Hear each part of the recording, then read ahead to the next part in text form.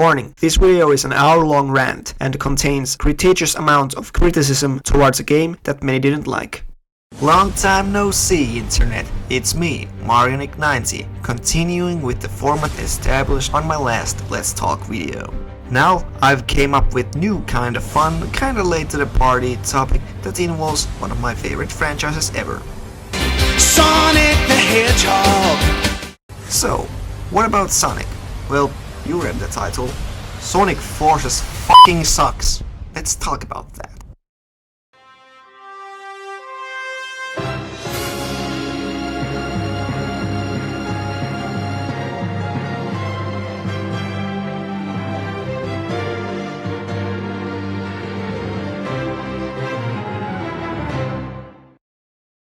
Once again, a little disclaimer. If you haven't played or seen Sonic Forces story, I'm about to wholly spoil it to you. So go play it, watch it on YouTube and return to video, but otherwise, don't get offended if you happen to like the game, as I admire you as a person who says that this is acceptable and you can find enjoyment in something like this in this joyless misery of the world. But before that, I think I owe you all explanation why I even care. Naturally, many fans and critics alike weren't pleased with Sonic Forces. It had automized, on-rails gameplay, really limited variety, sluggish, non-impressive animation, many out-of-the-character moments, lackluster villains, and some dumb decisions. However, above all else stands the lackluster story. I care because I saw a great deal of potential in the premise of Eggman finally conquering the world. In games, this could have been best modern Sonic game of the decade, or heck, the best Sonic game. I think we needed a game like that after mediocrity that was, well, any big Sonic game after Sonic Generations. Especially because classic Sonic formula was reinvented greatly for Sonic Mania. So to please both classic and modern fans, we'd need at least equally good 3D Sonic game. But I'm only here to talk about the story though. Why? Well, I can't really give you a lot of advice on how to program your levels, other than make it fun! Less automation, more unique designs, and no 2D sections. Oh, don't worry, we'll get to that. I will have some further details included into the video's description, but please don't look them up before the video is over. Spoilers and all that. Oh, I almost forgot. On to the story! The plot, if you can call it that, starts with Eggman musing to himself how he can't win for shit and is ready to unleash Infinite with the power of enigmatic Phantom Ruby. Who's Infinite? A random mercenary that got beaten so badly by Shadow that he peed his pants, hid his face from the world and vowed to take over the Earth. Buy the DLC to find this out. Okay, so what's Phantom Ruby's deal then? Well, Eggman kinda found it on the floor one day and vowed to take over the Earth. Buy the tie-in comic to find out about it. Okay, it's actually more complicated. Remember the gem from Sonic Mania that was used to warp you to different places and to power the Titanic Monarch armor? Apparently, that's the same gem. Don't ask how in the balls Eggman got it in Mania, but it seems like it traveled from classic Sonic's timeline to modern ones, not like the game explains it. It's also stated to have power to cast illusions, but not really, as they have substance and act like real-life objects. So it more like warps reality. So, already we are baffled as balls when we are introduced to a new bad guy with no origin story in game and MacGuffin with no explanation to where it came or what it is. The actual meat of the story starts with Eggman attacking small group of furries, when Sonic speeds to rescue, and Tails stands in the corner doing nothing. Sonic gets the tar beat out of him by Infinite Edge and his new friends, Shadow, Metal Sonic, Chaos, and Insane Roar, with only two of them being fought in the game. Chaos literally doing nothing and rest not really affecting the plot. After the beatdown, we are greeted by a fucking text box explaining that after capture of Sonic, Eggman easily took over the world, because God forbid if we have any other character beat Eggman in Sonic game. Okay, did the developers really put so little effort to premise so interesting as Eggman taking over that we can't be shown it in cutscenes but told by fucking speech bubble? Did the animation budget get punctured by Infinite's Edge? What am I talking about? There's no cinematic CG cutscenes here, moving on. Also, don't ask where Eggman got his massive army. Probably the Phantom Ruby or some shit. Eggman rules the world, only small piece of shit resistance remaining to oppose him, composed of Mobians, Mobian animals, animal characters, really poor looking Play-Doh figures. Okay, don't ask me where the human characters or the gun are, because that opens a can of worms regarding to the canonicity of, well, everything.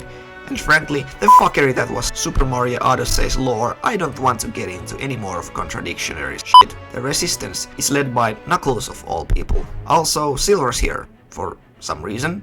Buy the tie-in comic to find out why. Knuckles introduces, quote, new recruits, which is the new feature of the game. Your own customizable OC, #do not steal. Why are they recruiting character with no past relationship with them, without known powers or skills? Knuckles says something about him being only survivor of city back in I Don't Care. Meanwhile, Tails pisses his pants upon encountering Chaos Zero and cries for help. And then the worst part of the game rears its bald head. Classic Sonic comes in and scares Chaos from the rest of the game. You're that Sonic from another dimension. You're a fucking idiot. Some scientist Tails doesn't know difference between time and space. And no, don't pull that thanks to events of generations. Classic Sonics have different life and experience, creating events of Sonic Mania in new separate timeline, and it could be considered a different dimension. I'd almost believe you if it weren't for the fact this game isn't smart enough to comprehend parallel universes when they don't know difference between illusion and reality alteration. Right, that makes sense.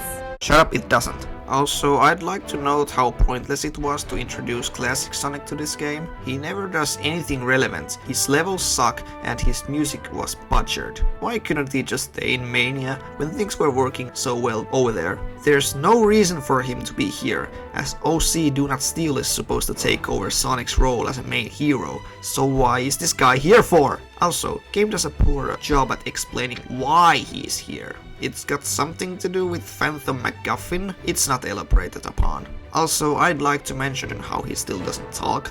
Like, why? Sonic's been locked into Eggman's prison, where he has been torturing him for months. Nope.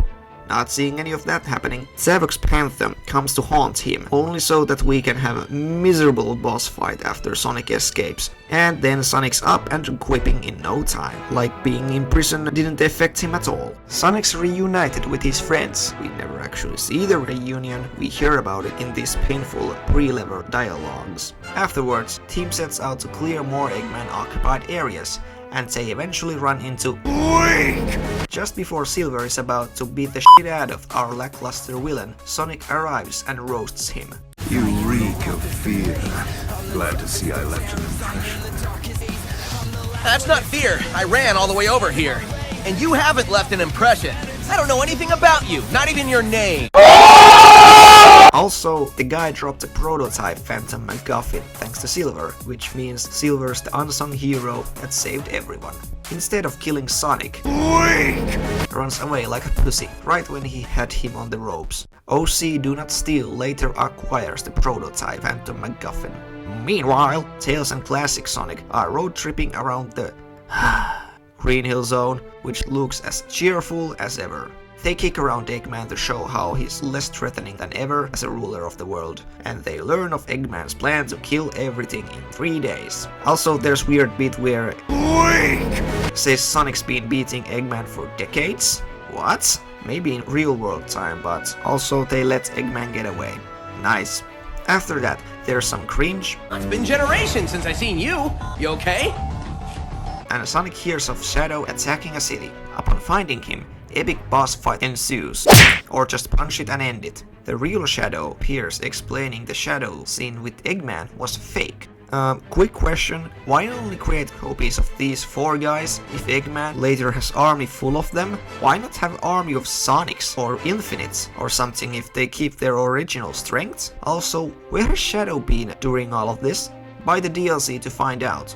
Wait, we only find out what Shadow did before the story, not during it. So screw you, why didn't he do anything when Eggman invaded?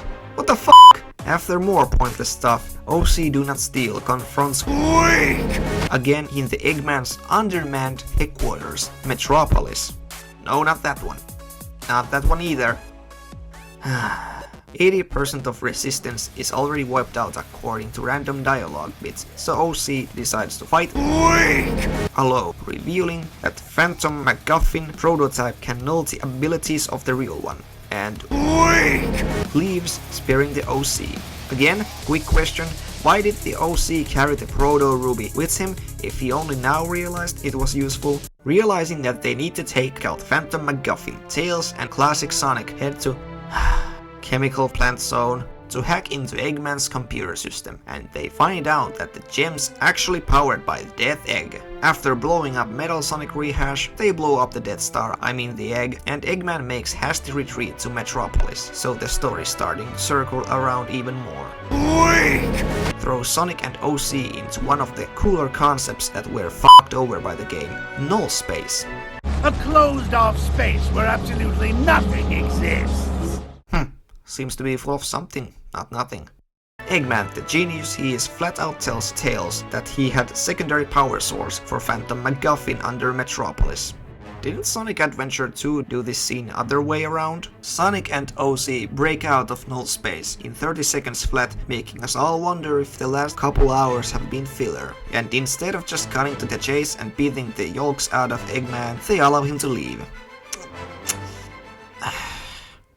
Eventually, all of the Rebel Alliance, consisting of terrible-looking background models, confront and the army of fakers created by Phantom Blood Device, in what can only be described as the worst scene of the entire game. The gummy bears run screaming across the Garry's mod level, easily taking out Shadows, Metal Sonics, Chaoses, and Savox, who all should be strong as their originals. After that's over, Bad Guy Army kinda disappears, and Eggman's ultimate endgame is revealed: to create fake sun with Phantom Ex Machina and Madara Uchiha the Resistance with its power. All hope seems lost, even though suns have never been a big deal in Sonic games. To be fair, nobody seems to care that much. Tails even seems pretty happy about it. The OC Do Not Steal then uses the Phantom prototype to shut down the sun, while it falls with impressive speed of 2 miles in a million years. Sonic and OC kicks the crap out of Weak the Dark, who just kinda leaves. Then Eggman becomes the final boss, like is always the case nowadays. So, Mania had cool, inventive final bosses, so what's Forces gonna do? Generic ripoff of Sonic Color's final boss? Again, it's powered by Phantom MacGuffin, even so the MacGuffin was the one needing power source, but okay. So there are 2 rubies? Or did the bot absorb infinite? What is happening? But that means the Phantom Ruby no longer has a vulnerable energy supply. It's an invulnerable ruby? Right, that makes no fucking sense actually. While Tails plays cheerleader, yes, he's that useless now, Sonic, Classic Sonic, and OC kill the shit out of Eggman, and the Clone Army beats the evil Clone Army, and Thanos kills Classic Sonic. I'm sure we'll run into him again. I hope not. The story ends with Sonic giving moral of the story that has nothing to do with the game and encourages everybody to clean up the mess of the world is left at. Tails talks like nigga, and everybody poses for a picture that nobody takes. And in true Return of the King fashion, there's another ending after that.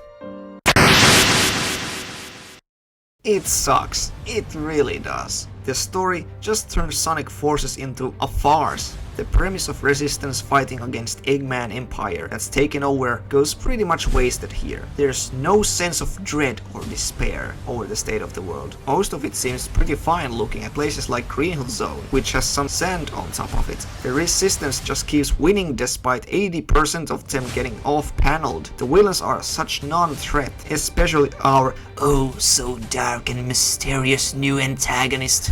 I am not weak! He was a crony working for Eggman, who got his shit pushed in by Shadow, told Don't show your pathetic face around me ever again. and he answered with, "Yes daddy, please don't hit me too hard." And Eggman trusted guy like that with ultimate power. Okay? Right, that makes sense. Also, what the freak are his abilities supposed to be? The phantoms he creates were described as having the strength of the originals, but lacking their hearts. The fuck is that supposed to mean? Shadow's phantom never speaks, but Savag's perfectly normal. Also, why only create copies of these 4 freaks? Also, the guy can fly, shoot lasers, teleport somehow avoiding Sonic, distort reality, create songs and robot stuff? These readings are all messed up. They don't make any sense. What can't he do? Apparently be a very convincing bad guy. Let's talk about how much Infinite sucks. He's supposed to be viewed as all-powerful ultimate villain that's always one step ahead, who has tragic past. It is just so cool and badass and unbeatable and so smart and sexy, and please like him. We gave you your new Mephiles. He's totally great. See? He's totally independent, strong and confident villain, and totally not a bitch of Eggman. I'm quite displeased about this, Doctor. Shut up and just follow me! The game pretends that he's important and that story revolves around him, but nope. All his powers were given to him by Eggman, and he's literally nothing without his MacGuffins. Kinda reminds me of Arkham Knight in Arkham Knight. Mephiles, who they clearly wanted to mimic in presence, kills Sonic.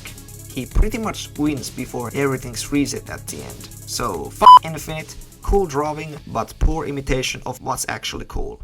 And then there's Dr. Eggman. Remember how he was supposed to be the master of the world in this game? He finally wins and takes over the world.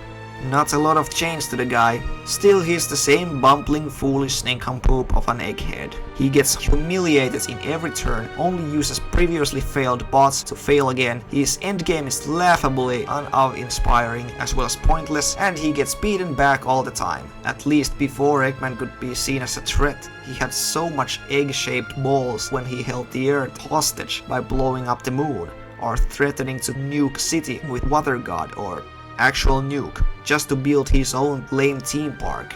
He's broken the planet, manipulated untold ancient powers, as well as time and space itself. And this is the best he comes up with? What a spectacle. Infinite, as flat as he is treated as the main villain for some reason. How do you fuck this up? You were supposed to be threat, just be cool once, you flicky snatching bastard. Also, his greatest victory happens off screen? Off screen? Seriously, why are the most important parts of the story told by a lame piece of text? Show, don't tell! Well, the heroes aren't a lot better. What's up with Sonic and everyone acting like everything's fine? Where's despair? Where's the motivation, the drive, the character moments? And Tails? Poor Tails.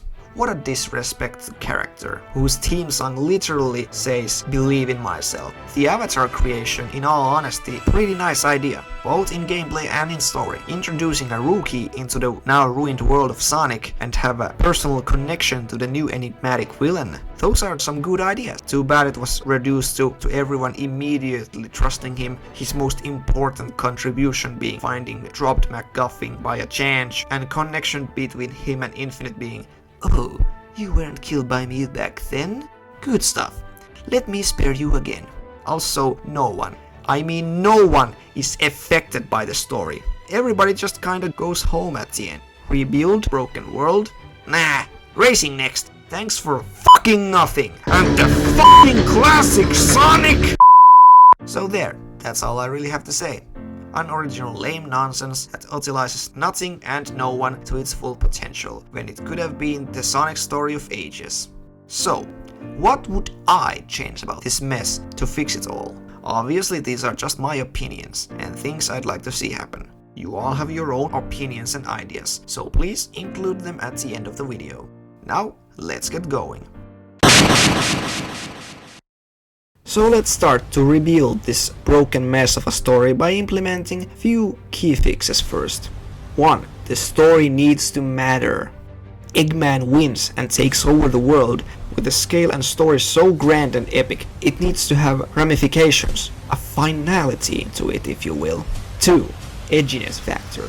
Yes, you heard me right. World sucks, everything's dying, Eggman won, so the story should feel edgy as fuck. I think all the modern Sonic games up till Unleashed kinda had this edgy cool factor present, so we really should go back to that, if this game is to feel authentic modern Sonic. What I mean is that the story needs to feel dark and look cool. Remember when Sonic used to have those glorious looking cinematic cutscenes? That's what we want, not these lame motionless shits we've seen since Sonic Generations. Let's not make the story too edgy, that's never good. 3. Threatening villains. Kinda extension of the last. Eggman is the winning side of the war against everything. That needs to be threatening. He must be competent. Heroes have to be hard pressed to deal with his strikes every single day and have only slimmest chance to topple his reign in the end. Remember how in Sonic cartoon they couldn't really wholly beat Eggman? Give us the same feeling times 10. This is Eggman, not Adventures of Clown Boy. Why not also imply that after years of failure, Eggman's kinda losing his mind? Like, it has happened in a few other iterations. This would make him even more vicious and unpredictable. Maybe he's ready to destroy everything, including himself, just to score a victory against Sonic. Also, Orbot and Kubot need to go. The humor they bring directly clashes with the tone I'm after here. Not saying that the game can't have any humor or lightness, just not from these guys. And Infinite? He must be the edgiest fucking edgelord. The only merit I see in concept like this is to crank it up to 11. He must be dangerous, powerful. He must be important, not subservient bitch. He beats Sonic? How about he beats up everybody? Also, let's define his power a bit better now. 4. Inner consistency. What does Phantom Ruby do? Illusions? Time travel? Teleportation? Make you really big for no reason? Is there 2 rubies? How many prototypes are there? When I first saw the 4 villains in the trailers and Classic Sonic, I thought this was another time travel story. Now hear me out on this one. What I thought what Infinite's/Phantom Ruby's power should be, to be able to pull things from another timelines into the present time. Incredible ability to create endless devastation. It would explain everything, like where Eggman gets his armies, and the Phantoms would be past versions of these characters. This would also explain why they can't make army of Sonics. Infinite also can't bring stuff out of present, nor from the future. Shadow would be from Sonic Adventure 2 era, still wanting to destroy humanity. Chaos before Sonic Adventure 1. Metal Sonic from Sonic Heroes, where he was at his strongest, Zavok before he died, and heck, let's throw Mephiles in there for maximum fan service. Why'd any of these people listen to Infinite or Eggman? Metal Sonic is reprogrammed and rest of them aren't loyal per se, but they all want to destroy humanity or the world in Mephiles' case. Infinite could also intimidate them all into submission. More on their dynamic considering the story later. 5. No continuity hiccups. This is a minor one, but just search YouTube and you'll know how these minor things bug the shit out of everyone. So know things like this. Sonic, help me!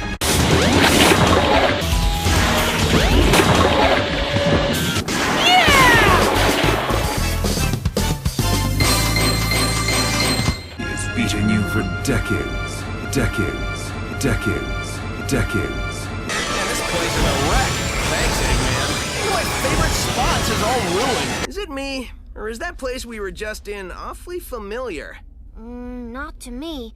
Also, why Silver and the Wisps are here and what Shadow did during the invasion or where Chaos Emeralds are need to be explained. 6. No boring text or dialogue to explain things, instead showing them off in cutscenes. That's just bad storytelling. 7. No classic Sonic. F***ing enough already. Just go make Mania 2 or something. This is modern Sonic game. So, with new use for Infinite's powers being time-based, he could easily be in this story. But fuck him. Chaos Emeralds are not players in this story. Yeah, a little change to the formula. Infinite uses Phantom Ruby to get rid of them, or something, so there were the few pointers. Now, let's move about chronologically. The game would start the same in Eggman's lab with him fussing over his losses and overseeing huge Phantom Ruby gem. Yes, in this version of story it would be revealed that gem in Sonic Mania is actually a small piece of this originally huge rock. Eggman has tried to track it for years. The gem is ancient relic, a sister to Master Emerald if you will, though its space-time powers are vastly more dangerous. To wield its power, Eggman specifically created genetically made life form according to his grandfather's notes on creating Shadow aboard Space Colony Ark, this creation being Infinite. He brings life to his creation by infusing him with the triangular-shaped piece of Phantom MacGuffin, the rest being used to power his other ultimate creation. More on that later. Infinite's sole purpose is to eradicate all of civilization, and his consciousness directly comes from Ruby. Intoxicated with its power, he doesn't like Eggman ordering him around, talking back at him constantly. Later it will be revealed that only reason he even follows orders is because Eggman has induced a thing in him that will detonate Phantom Ruby, killing him automatically if he attacks Eggman. You see, Eggman's not f***ing around after Chaos, Metal-Sonic, Dark Gaia and Emerald betrayed him. Infinite starts to pull Eggman's forces from other times to build an army. To invade, Eggman needs to take care of Sonic, so he uses Phantom Ruby to power a time beam that sends Sonic a week or two into future. Now this could look really cool in game. Imagine a tutorial level starting with Sonic running through Green Hill Zone, happy as hell, and then BAM! He's transported into scorched Green Hill Zone, full of Eggman's robots in the ruins of what once was overused level. So Sonic's confused on how worlds become a shithole in an instant, so he heads to the nearest town. Wait. You're so certain Eggman taking over the world of Panel was a bad thing, and now you do it yourself. You're a hypocrite. Also, what's the point of sending Sonic into the future, you stupid dumbass? Well, I would explain it if I wouldn't interrupt myself all the damn time using this annoying voice. The process of Eggman taking over the land would be clearly shown in the cutscenes and flashbacks. The point of throwing Sonic from one status quo to another is to show how off guard the world is taken by Eggman, how swiftly it all begins. Also, this would be the first indication what the Phantom Ruby's powers actually are. Sonic liberates the next level, Burning Town. He learns from the townsfolk that Eggman started a huge campaign against the world. Few weeks ago, as his first move, he completely annihilated Guardian units of the nations, that being gone, and Angel Island is also taken over. Sonic hears his buddies are fighting all over the world, so Sonic goes to city where Tails is under attack by Infinite. Sonic saves some people and Tails is happy to finally see him. But then pretty much the same scene from original plays out, albeit more cinematic. The introduction of Infinite and his 5 cohorts: Shadow, Chaos, Neo Metal Sonic, Dumb Red Guy and Mephiles. And they beat the ever-loving shit out of Sonic. And I mean the ever-loving shits. This needs to be a moment of despair and subversion. Unlike in the original, however, Tails, instead of being a pussy, tries to help, but he's forced to flee by Sonic's orders. And we never see Eggman in this scene, and I'll explain why. Big theme here is that our egg-shaped nemesis is getting a bit, well, scrambled.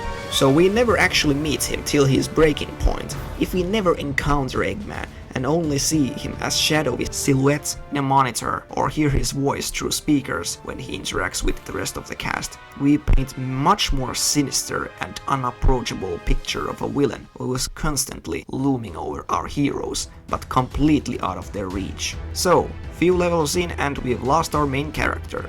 This is all par for the course. Next we need to establish the resistance. First, we have a montage of Eggman Empire wrecking everything, with 5 generals leading it. Without Sonic, world's hero, fighting moral is all-time lowest. Knuckles has taken it up to himself to kick Eggman's ass, so he gathers the people he can, Amy and Tails. Amy's lost it after Sonic's disappeared for 2 months, and unlike everybody else, she refuses to believe Sonic's dead, causing her to delusionally look for any leads. Tails has done the very thing that we only hear of in the actual game. He's become depressed, hopeless pussy who just can't go on after being Too slow to save my buddy. Knuckles, however, knocks some sense into him by showing Tails the state of the world. So Tails grows some balls and understands that Sonic meant for him to take over the protection of the world in his stead, and after a teary-eyed flashback, he takes to the arms, and he'll be the one to lead resistance in this version. Knuckles as his right-hand man.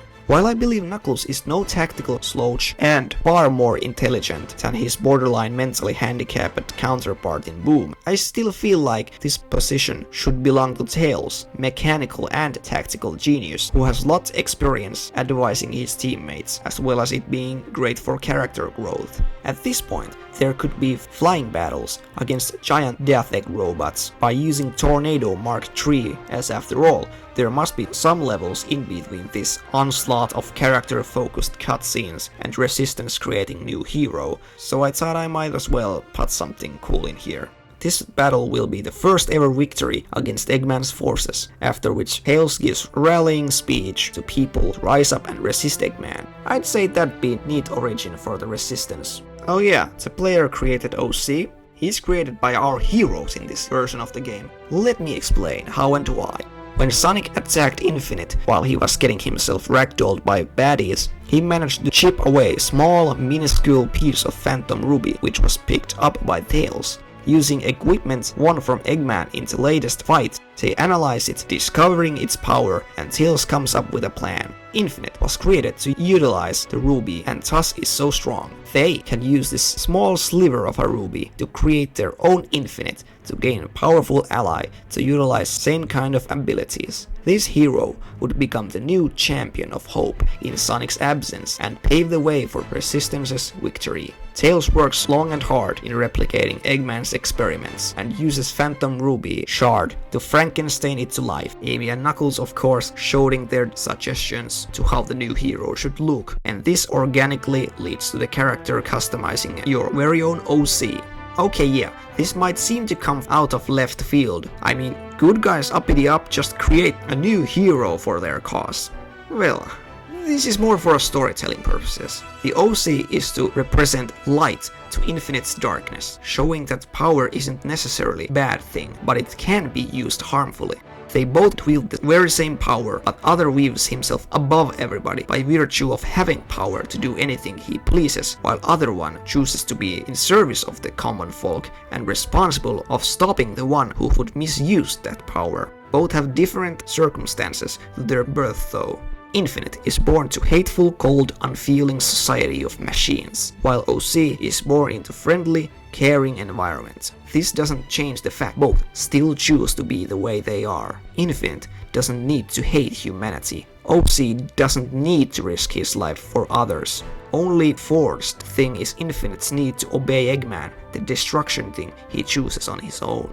So what I want to do here is build at least a little parallel between our OC and, well, Eggman's OC, so their struggle can feel more personal and earned. OC doesn't possess the same time-altering powers as Infinite, but is built as strong as him thanks to Ruby's power, meaning that he would use the same weapons as in the actual game. OC could even be only counter to otherwise unstoppable Infinite by being able to interfere with his time powers, due to him being able to connect to the Phantom Ruby too. Makes him a less of an average Joe.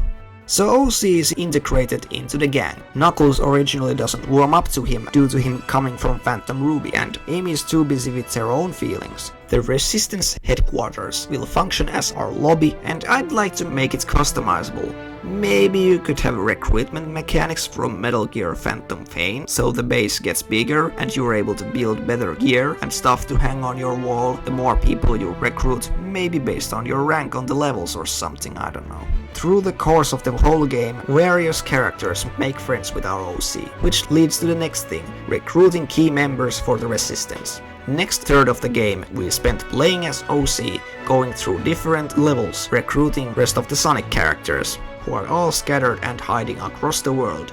Chaotix helping survivors of destroyed city, Silver showing up to save Resistance from giant mechs as his future's been fucked up again by Phantom Ruby's altering of this timeline, and Cream and Vanilla who have built a safe haven for Chaos. All become members of Resistance. You can talk at the lobby. You could even go as far as to have friendship points from talking to them and doing side quests, or even have them come and help you during levels as special attacks to destroy enemies, or necessary cinematic quick-time events where they do something useful to advance the levels. Like Silver can create pathways for you with telekinesis, Tails can fly you through the air filled with enemy bombardments, and Knuckles and Vector could use their strength to bust obstacles. tougher than leather! Also add Child Guardian to the lobby, for Christ's sake, it's been years, just do it already. I need to pet some chows. But wait, I hear you ask. you didn't mention Shadow. After all the complaining you did, you don't include him into the game? You Shadow hater. Well, besides of having an evil Shadow helping out Infinite, we'll later learn what the Shadow from present timeline is doing. He's actually captured and placed in stasis in the prison island. Yeah, remember that place? He was originally held there in Sonic Adventure 2. Prior to the events of the game, Infinite beat the shit out of him during Egg Empire's attack on Gun, but Shad the Hedgehog didn't go down without a fight, and his Chaos Blast managed to make minor, non-visible crack into Phantom Ruby, which allowed Sonic to chip away a piece of it in the beginning of the game. Seeing how heroic Shadow was despite their similar origin, Infinite now desires to corrupt younger, hate-filled Shadow he pulled from Sonic Adventure 2 era. We find out about Shadow's fate from Rouge, who's made a shelter in the ruins of someplace, trying to repair Omega, who's pretty much become a pile of crap metal. Tails and OC try to convince her to join the Resistance, but Rouge is lost all hope and has accepted to live in the world where only love is survival, or robotization. She can't afford joining losing battle. Don't worry, she'll come too, but later. While encountering many of Sonic's friends, the Resistance will also fight against gradually stronger troops of Eggman.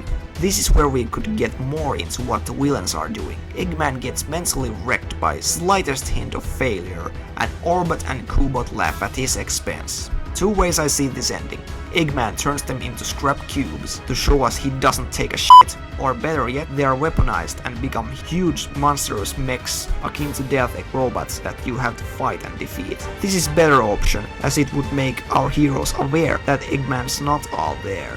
We would have a few moments with Infinite and pals, that's what I'd call them while playing if this was a real game, and show like Zav mistrusting him and getting his ass beat for trying to attack him. Have Infinite try and mess with Shadow's head, who's still unsure after seeing all the destruction they are causing firsthand. He would be reminded of his past by Infinite for him to continue being edgy.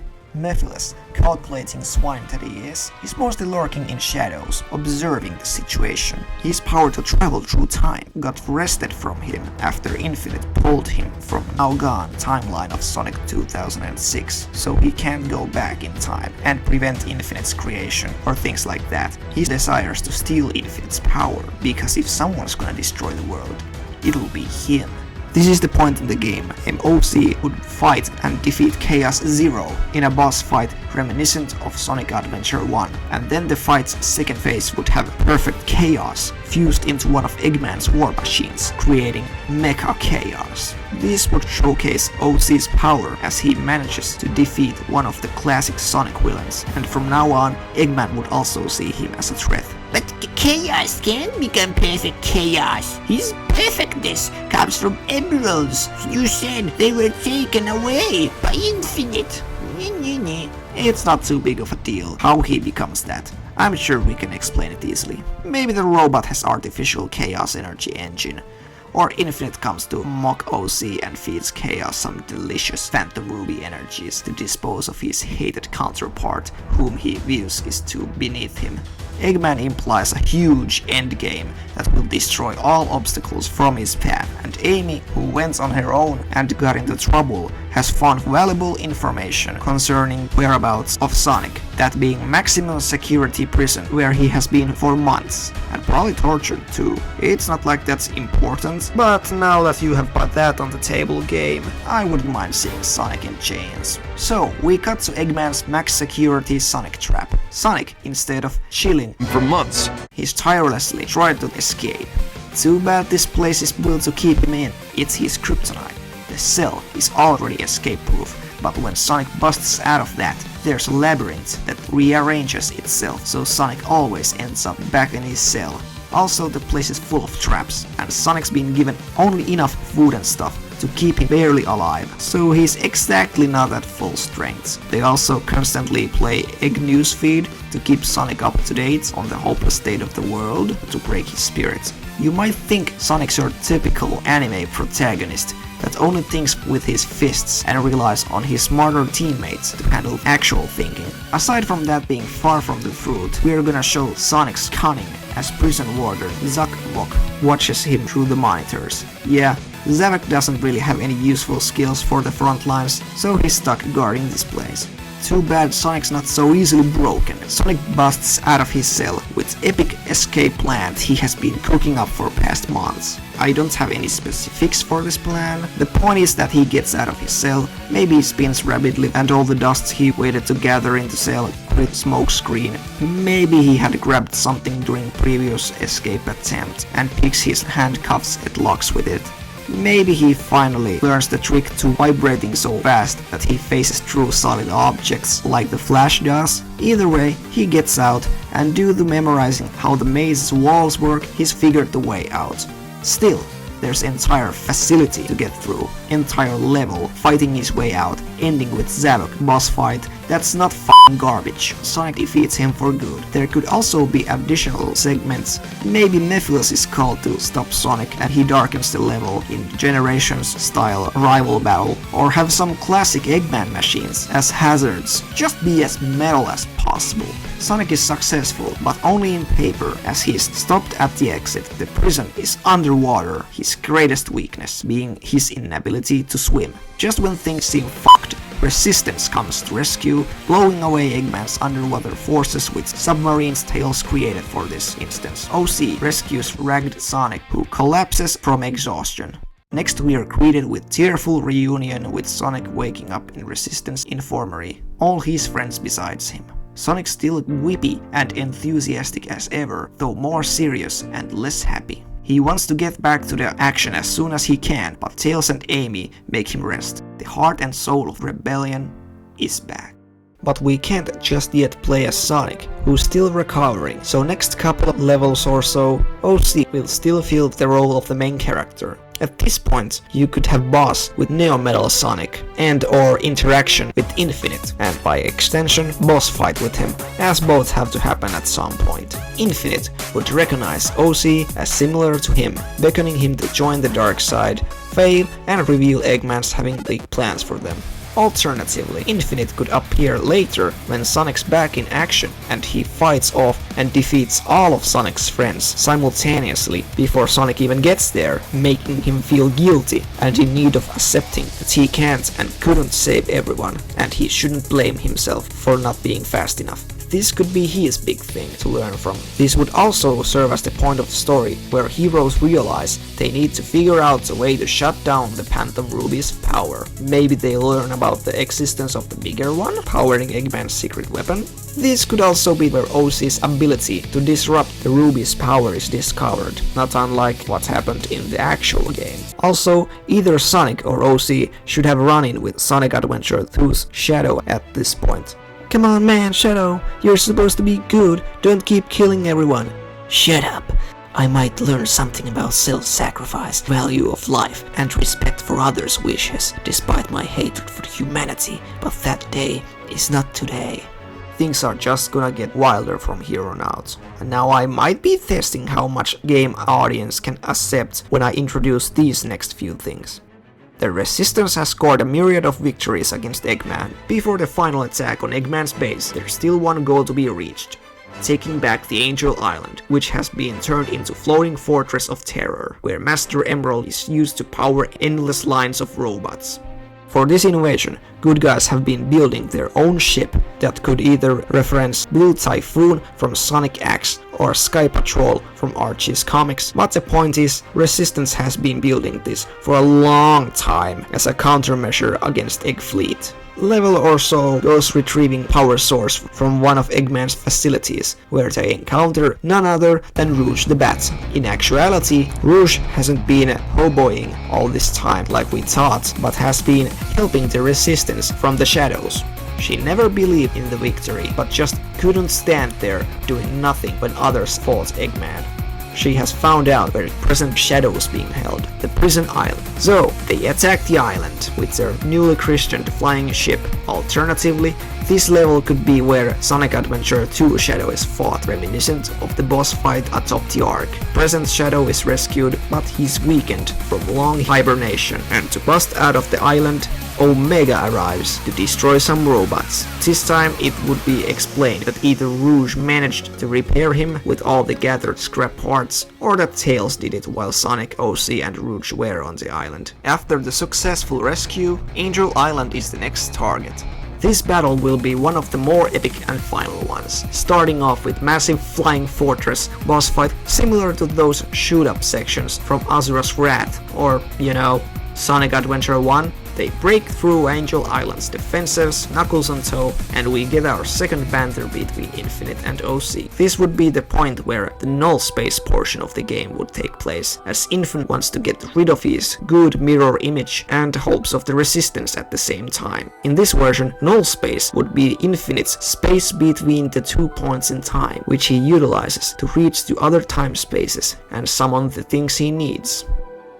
I decided to include null space as I genuinely felt it was one of the few original and cool parts of the game. So let's elaborate upon it and maybe even have a part of that Infinite boss take place in it. Still, the section will end the same with the Sonic and OC double boosting their way out of the wacky world, fist bump playing for the rest of the level. Also, the breakthrough must not look this casual. It needs to be like out of Gurren Lagann or something.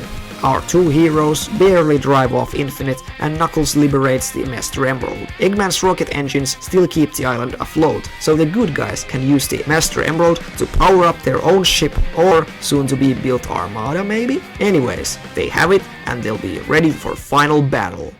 While winning this important victory, half of the Resistance forces are wiped out and this time the struggle is shown. All of the remaining Resistance and Sonic's friends are rallied by speech from Tails for the one last push to attack the heart of the Eggman's territory, the capital city. Team Dark is also in on the action, with Shadow forced to stay on their ship's infirmary as a kind of last resort to protect Tails and the others on the commanding bridge. Meanwhile, on the villainous side, Eggman, now openly insane thanks to his streak of defeats, orders his last remaining generals to take command of his ground troops and the Egg Fleet and focus on protecting the Egg Bunker at the heart of the city where Phantom Ruby Prime is kept powering his secret project. Infinite though has had enough of Eggman and decides to meet the invasion with attack of equal force and demands to gain more power from Prime Phantom Ruby as he's overused the limited power of his smaller Phantom Ruby, which will eventually kill him. Eggman denies this. Infinite just teleports to command center of Eggman and attacks the Doctor. Incidentally, Infinite is not immediately killed by this move. It is revealed that before all of this, Infinite sent Shadow, who's kinda became waiter to his Emperor by this point, to steal Eggman's sensory system or some shit, replace it with fake and destroy the real one for Eggman's failsafe not to work on Infinite. He had found out about the sensor's hiding place thanks to Mephiles' ability to travel through solid objects. And so Infinite kills Dr. Eggman. Eggman is dead. After this, Infinite starts to absorb the power of Phantom Ruby Prime before he deteriorates. The power is overwhelming compared to the small piece Infinite originally had, but Infinite manages to control all the energy. The good guys are closing in on ground and air, and Infinite shows up demonstrating his newly charged Ruby powers by summoning an evil army like in the normal game, but this time it's cool. Skies turn red and the versions of past Sonic robots, all of the deadly Suck and Emerald arrive. Heck, why not throw Black Arms, Egg Robo, Void and King Arthur to the mix? There's really no limit to the amount of Easter eggs we can put here, so let's play with it a little. We can reference all kinds of Sonic media with this battle scene. Oh, that's a lot of models to create. Oh, who cares, my budget is infinite. I think I complained about this section not being playable in the game, but I can't really figure how it would work, so let's say we have awesome cinematic cutscene fight and leave it at that. So Infinite sees that the Rebel Alliance isn't getting pushed back and is breaking through most of his army thanks to Sonic and OC, so he decides to crush their spirits by creating that huge sun. And this time everyone is actually feeling that everything's fucked, except Sonic, who never ever gives up hope. if you hadn't noticed. So he still tries to undo the attack, only for Sonic Adventure 2's Shadow to stop him, as he wants all of them to be destroyed. As the planet starts to boil, OC realizes there's only one thing to do. Use all of his remaining Phantom Ruby power to undo the falling star and die in the process. Tails shouts for him not to do it, but he has to. There's no other way. No one can stop it in time but him.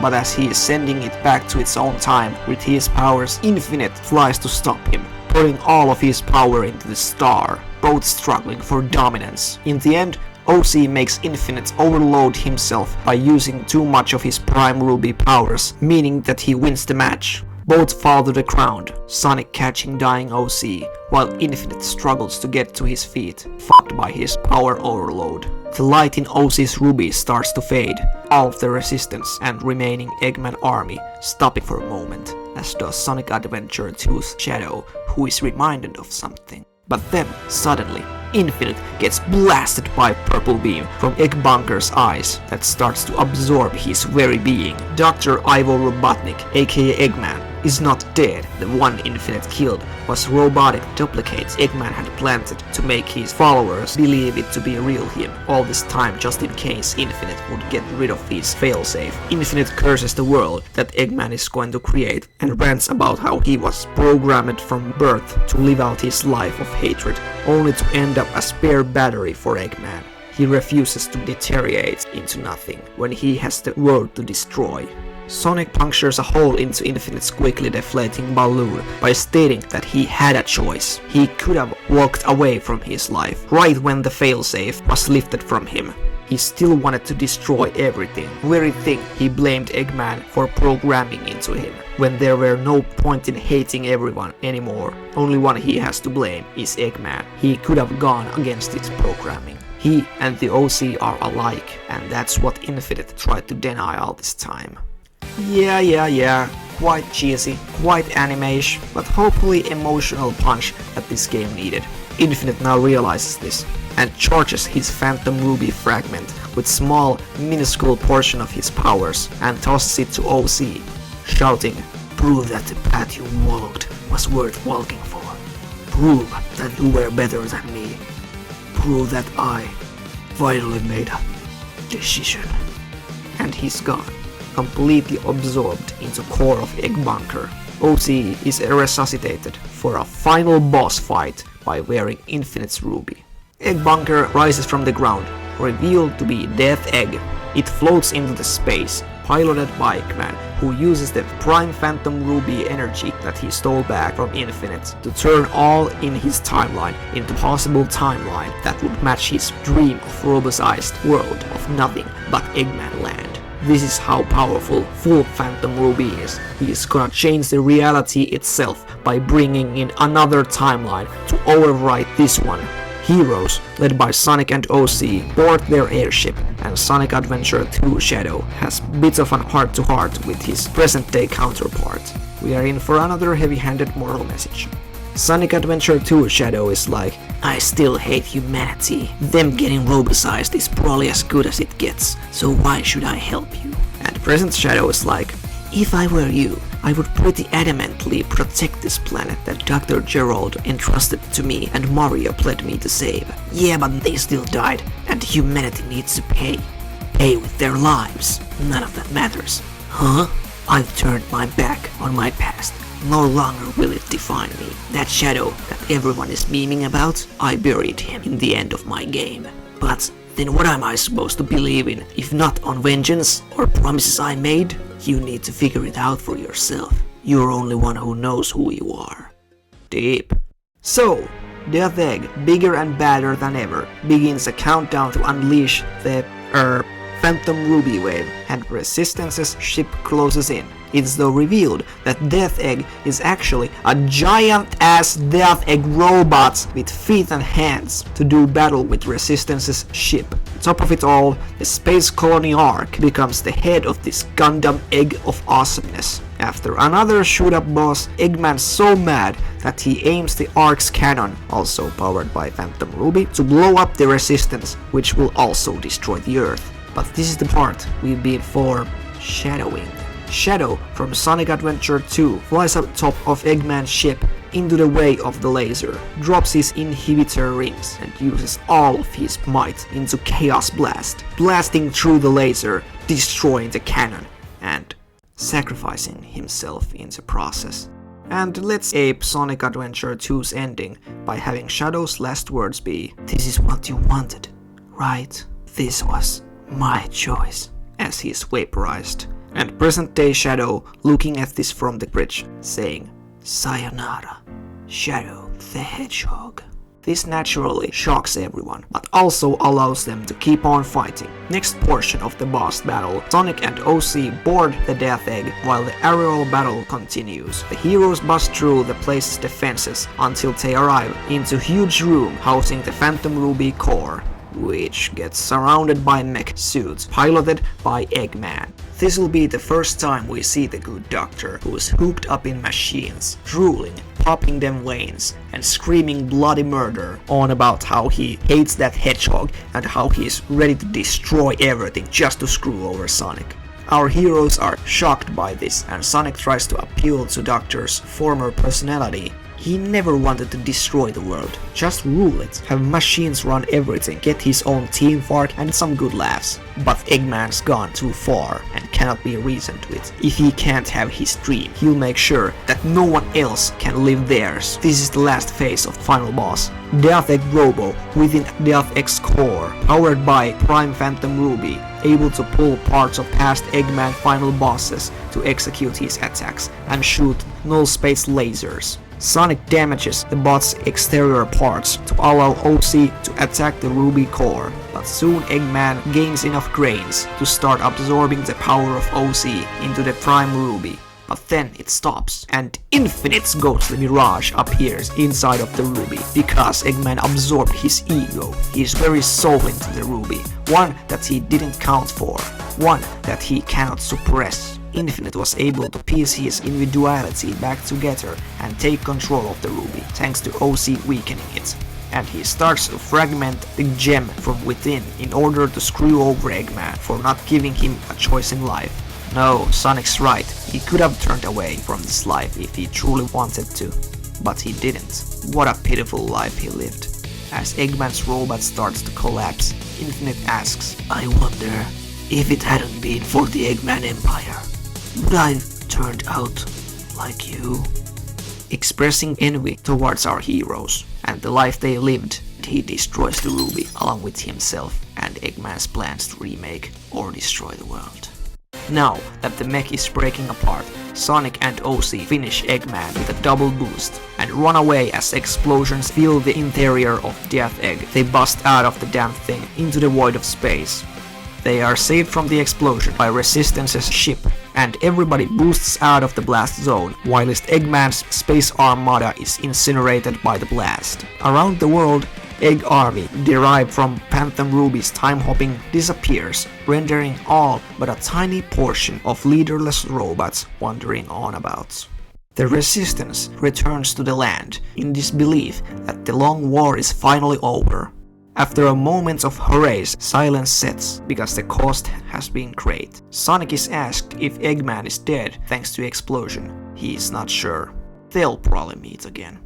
Or alternatively, OC and Sonic saved Eggman too, who will be locked into mental asylum for potential future games. Anyhow, the world is in pretty fucked up state after the war, and Sonic's friends will from now on take up roles to help the world to get back to its former state. It will take years, but it's journey worth taking. There's a lot of badniks that weren't brought here by the Ruby, so Sonic will be traveling around the world defeating last of the Eggman's empire. This is where he confesses the war was tough for him. Only reason he could keep it together was the support of his comrades. OC decides to become head of world's restoration effort, as his Phantom Ruby will carry him for a length of an average lifespan, so it's best spent helping people, explaining where he will be for the next couple of games if we don't want to use him. Or, you know, he could also fade away thanks to exhaustion all his Ruby energies, but I think that would be a bit unnecessary. We've already killed Shadow, Infinite and ruined the world. Do you really need more? Excuse me. All our characters have gone through a lot, matured a bit, especially Tails, and will head to their own duties to help the wounded and honor the dead. And Sonic, well, he will keep on running for better tomorrow. So there, roll credits, all is great, we have a game. Though this is not all too refined, as I said earlier. Only major plot points were discussed here. There could be a ton more character moments and clever dialogue involved. Subplots like Infinite manipulating Shadow, Sonic having to deal with tragedies of war, like if one of his friends gets hurt thanks to him or something. More OC getting to know the characters and the world, possibly via different dialogue options. There's also a few things I haven't completely figured out. What's best for the story, like what to do with Mephiles. There's 3 options I have that I consider equally interesting. 1. He tries to kill Infinite in his last boss, but is destroyed by Infinite, allowing OC to defeat him. 2. He sulks in the background in order to backstab Eggman in the final battle to gain the power of the Phantom Ruby, but is destroyed, only to allow Heroes to beat Eggman. Or 3. He is left as loose end for possible future games. There's also the fate of Eggman. Going forward to future games, as we can't have the series end now, can we? He would be much more minor presence, not a final boss at the very least, so he could either be in hiding or captivity. His big comeback to the series would be something similar to what he did in the final season of Sonic X, teaming up with Heroes to stop bigger threat. I think that the story where Eggman takes over essentially tops him, so I'd like to reduce his presence a bit for next few games. Maybe he becomes akin to New 52 Lex Luthor and is a kind of hero for a time. Who knows what he'll do, as first he must reason himself back to sanity. Either all, there's a lot of room for improvement in the script. And that's where you come in, my dear viewers, that I assume are watching this video right now. If you have any suggestions or ideas that I see could complement my version of the story nicely, I will add it into the description, or if you have all the different full story in mind, please share it with us and tell me how did you like my version. Was it any good? I mean, I hope. Anyways, it's too bad the real game turned out the way it did. Oh well, that just seems to be the case with some of my favorite franchises these days. Thanks for watching. Comment, like, subscribe, I don't know what's good on YouTube these days. Have a great rest of the day, I'm Marinik90 and I'll see you next time.